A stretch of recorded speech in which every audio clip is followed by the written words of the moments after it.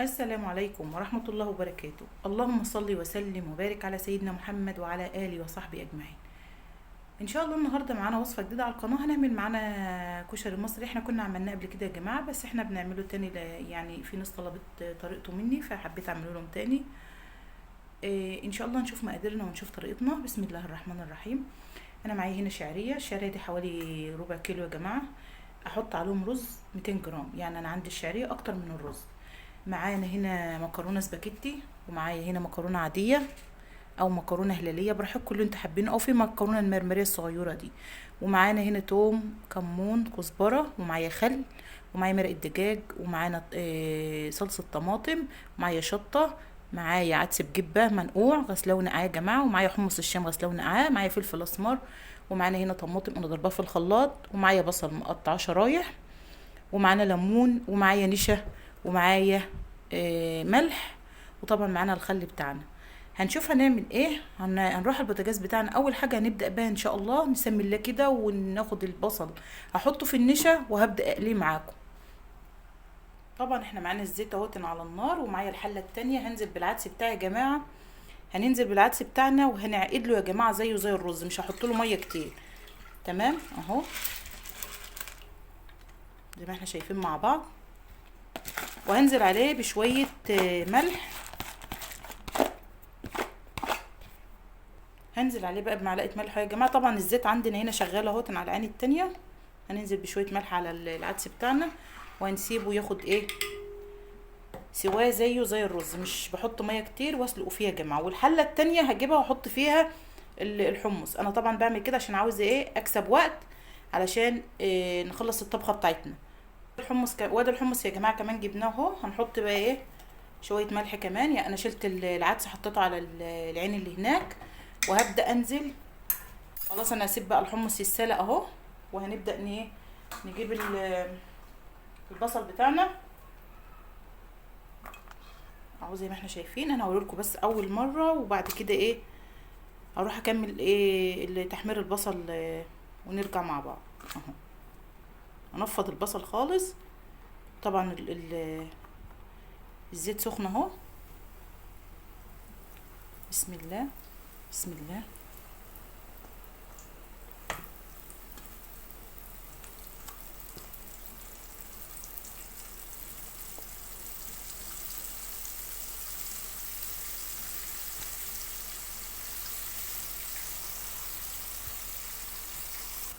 خلاص كده اهو استوى معانا البصل بتاعنا احمر اهو يا جماعه. هطلعه بقى ونحط ايه كمان دور.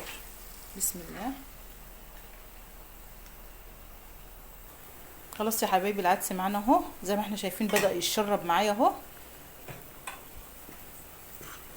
هبدأ اعمل ايه بقى. بسم الله. اروح جايبه حبه بصل من دول كده وهرساهم فيه كده اهو. البصل اللي احنا محمرينه هناخد منه ونحط في العدس عشان يديله طعم. طبعا انا حاطه ملح، وهحط له كمان نص مرق الدجاج اهي، واسيبه بقى ايه يتشرب زي الرز كده.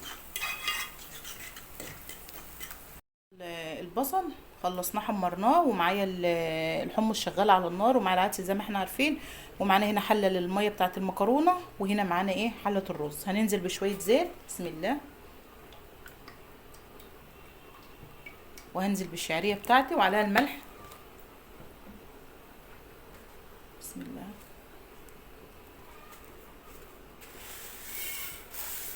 كميه الشعريه معايا اكتر من كميه الرز يا جماعه. وطي عليها عشان مش عايزاها تتحرق. خد الملح. نقلب بقى فيها لحد ما تتحمر معانا زي ما احنا متعودين اهي. ادي الشعريه بتاعتنا اللي اتحمرت معانا يا جماعه. ننزل بقى عليها بايه بالرز ياخد تشويحه معاه كده. بسم الله.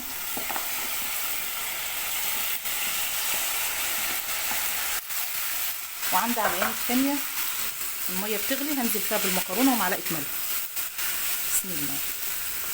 هاخد بس شويه ميه سخنه للرز من الميه بتاعه المكرونه، وبعد كده انزل بالمكرونه بتاعتي. انا كده اهوت نزلت بالميه على الرز يا جماعه. طبعا كميه الرز ما هياش الميه مش كتيره.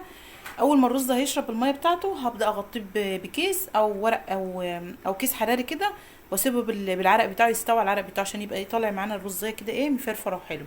وهنا ادي المكرونه اهي على العين التانية زي ما احنا شايفين اهي. طبعا انا بخلي المكرونه في الاخر يا جماعه كده، مش بخليها في الاول عشان ما تبقاش ايه ساقعه معايا، يعني تبقى حلوه كده. خلاص. وادي العدس بتاعي بعد ما استلق اهو، انا طلعته وفردته على صينيه اهي، على طبق كده او صينيه سلستين، ونروح نشوف هنعمل ايه تاني. طبعا الرز زي ما احنا شايفين اتشرب معانا يا جماعه اهو. انزل بقى ايه، هجيب شويه بصل كده صغيرين واروح نازله معاهم اهو، وهلف الايه، هقلب الرز بتاعي. طبعا هو لسه ما خدش السوا بتاعه يا جماعه اهو اهو. وهبدا اغطيه بكيس، بسم الله، كيس لبن، كيس حراري، اي كيس كده، ونبدا نغطيه ونسيبه ايه ياخد سواه. وصلنا بقى للتسبيكه بتاعه الكشري. بسم الله. هننزل بحبه زيت صغيرين خالص اهو، وهننزل بالطماطم بتاعتنا ونسيبها تتسبك يا جماعه، ومش هحط لها اي حاجه دلوقتي الا ما الطماطم بتاعتي تتسبك. بسم الله. خلاص. هنزل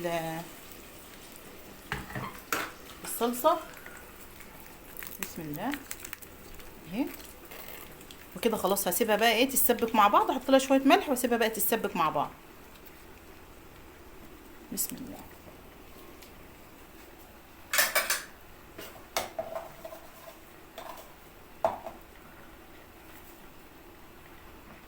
كده المكرونه بتاعتنا استوت يا جماعه زي ما احنا شايفين. هاخدها بقى في مصفى تحت الحنفيه، يا دوبك هرش عليها بس شويه ميه وهنرجع نشوف هنعمل فيها ايه.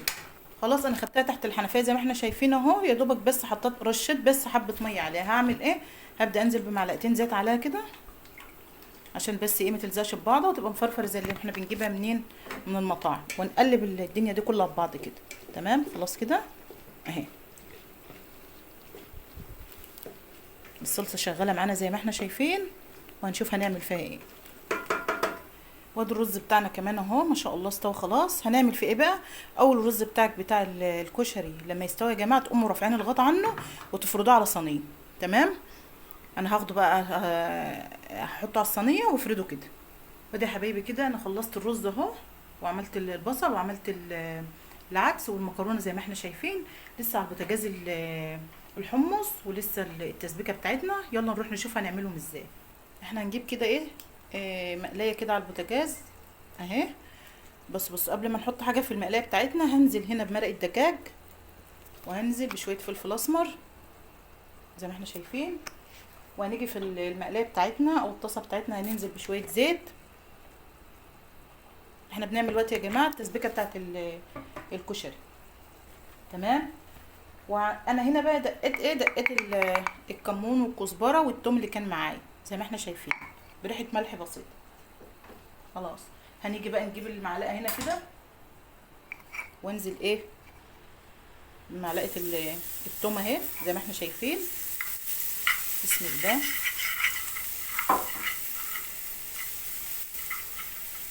وهنزل عليهم،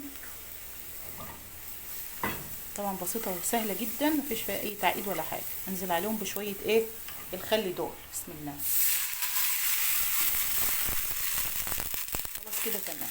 ادي التسبيكه يا جماعه بتاعت الكشري، مفيش فيها اي حاجه غير كده. هنشوف بس الملح بتاعنا.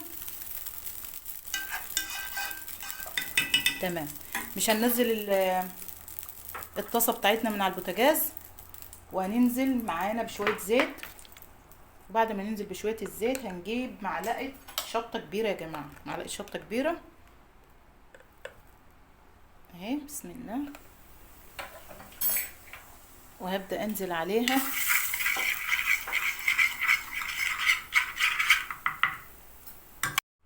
بعد ما نزلت يا جماعه بالشطه على الزيت، حطيت عليها كوبايه ميه وكده، يبقى احنا عندنا الشطه بتاعه الكشري. هنعمل بقى ايه الدقه بتاعه الليمون. هنيجي بقى يا جماعه ننزل بشويه زيت صغيرين، ومعايا بقيه الثوم والكمون والكزبره اهو. انزل بهم بس هنا كده، مش هحمرهم ولا حاجه، خليهم بس ايه يطلعوا الريحه بتاعتهم كده. بسم الله اهو. هبدا انزل بالميه،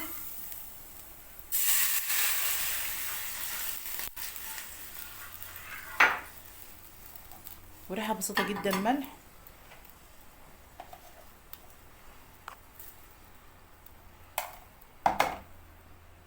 ياخدوا غلوتين كده، اقوم نازله عليهم بالليمون وطافيه يا جماعه.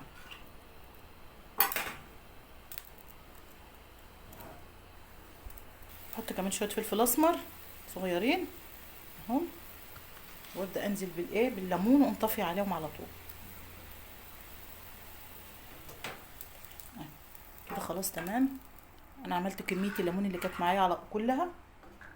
نروح بقى نغرف الكشري بتاعنا. هنزل معاكم كده بالرز زي ما احنا شايفين. بسم الله الرحمن الرحيم. هناخد طبقه رز. طبعا الاسمر ده يا جماعه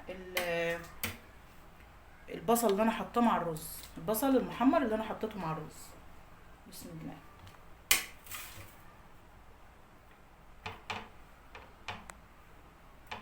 الطبقه التانية احط مكرونه. بسم الله. طبعا انا حاطه نوعين مكرونه، اللي عايز يحط اكتر من نوعين يا جماعه بحط عادي، يعني لو انت عايزه تضيفي للمكرونه دي مرمريه عادي مفيش مشاكل.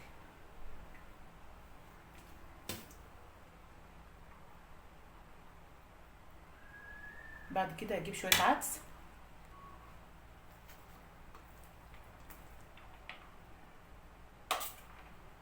طبعا العدس ده يا جماعه انا بعمله زي الرز، بديله عقده زي الرز، مش بسلقه واصفيه، بديله العقد بتاعه زي الرز. بعد كده هنزل عليهم بشويه حمص صغيرين اهو زي ما احنا شايفين، وهنزل عليهم يا جماعه بالصلصه. بسم الله.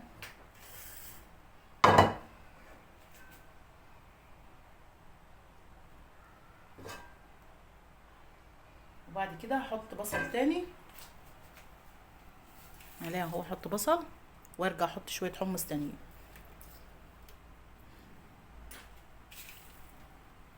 طبعا الكميات اللي انا عاملاها معاكم يا جماعه كميات بسيطه جدا، وما شاء الله مطلع معايا وجبه حلوه يعني تاكل اهو. وادي كده طبق الكشري بتاعنا، وادي يا جماعه الكشري بتاعنا بعد ما خلصناه. يا رب يكون عجبكم، والسلام عليكم ورحمه الله وبركاته.